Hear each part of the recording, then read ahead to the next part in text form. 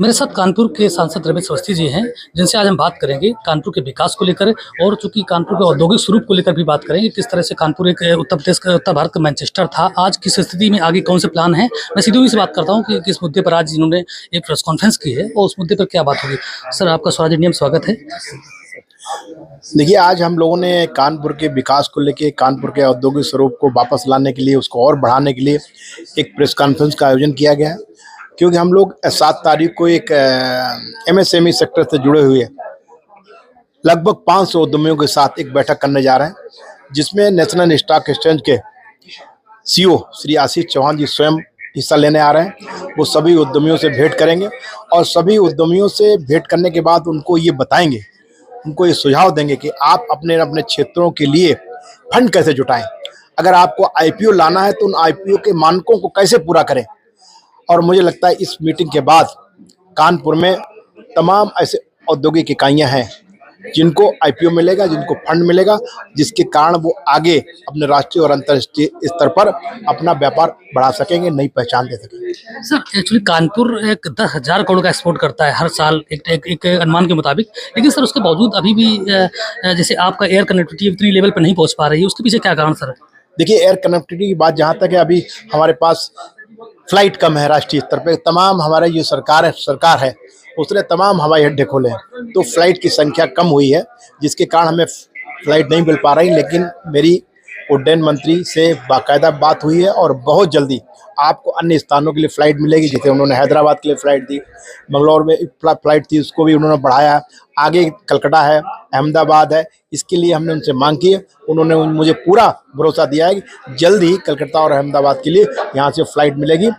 सरकार की प्रतिबद्धता है कानपुर के विकास को लेके। आप बहुत जल्दी 1 साल के अंदर देखें कि कानपुर का जो विकास का स्वरूप है आपको बदला नजर आए। लेकिन सर, एक चीज और है कि जैसे कि आपकी जो पुरानी सर मिल पड़ी हुई मिल है, फैक्ट्री बहुत सारे बंद पड़े हैं। दो आप देखते हैं कि लाल मिल की बात करें तो सर वो भी सर उसको लेकर अभी कुछ नहीं हुआ कि जो पुरानी फैक्ट्री का जैसे जेके का भी देख रहा था, वो हालांकि प्राइवेट सेक्टर है लेकिन फिर भी एक गवर्नमेंट का ही एक वो है टूल है एक तरह से। तो सर उसको लेकर चालू करने का क्या इंतजाम हो जाए सर उसको? देखिए, इस पर माननीय प्रधानमंत्री से मेरी बात हुई।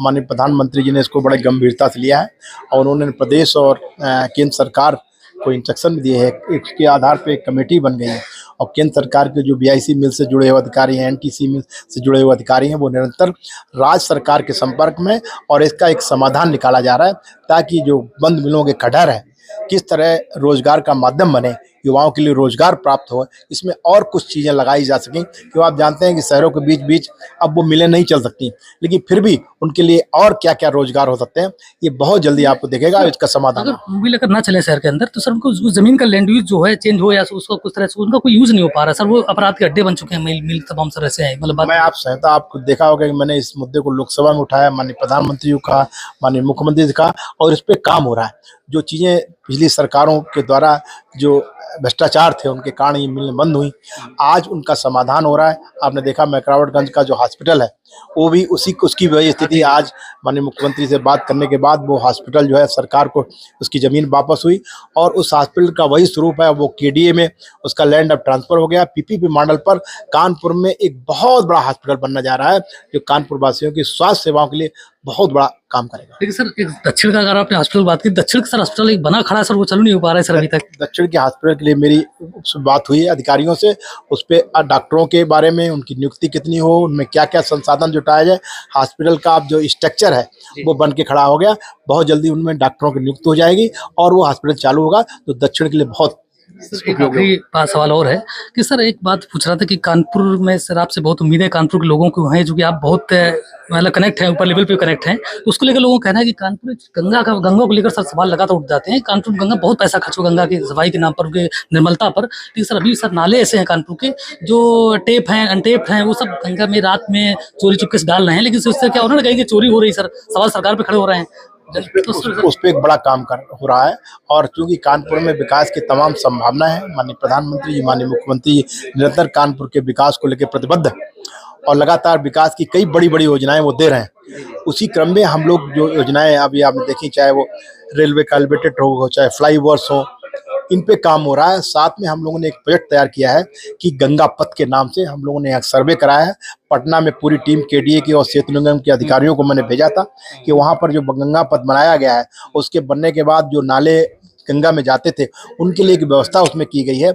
उसी तर्ज पे हम लोगों ने एक प्लान किया है और बहुत जल्दी उसकी डीपीआर बनने के लिए हमने टेंडर भी आमंत्रित कर दिया है, और ताकि डीपीआर बने और भविष्य में हम एक बिठूर से लेकर आजाद मऊ तक एक गंगा पथ यानी जिसको रिवर फ्रंट हम बोलते हैं, रिवर फ्रंट बना सके ताकि इस समस्या का स्थायी हमेशा के लिए समाधान हो जाए, वो जब बहुत जल्दी होगा। Thank you sir, thank you.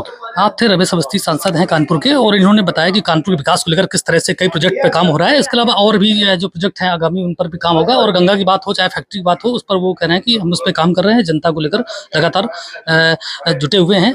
तो ऐसे में देखने वाली बात यह है कि कानपुर का स्वरूप वापस कैसे लौटेगा ये भविष्य तय करेगा। लेकिन सांसद ने जिस तरह से प्रतिबद्धता जाहिर की है उससे लगता है कि वो आने वाला समय कानपुर के लिए बेहतर हो सकता है। कानपुर से स्वराज इंडिया के लिए अनूप अवस्थी।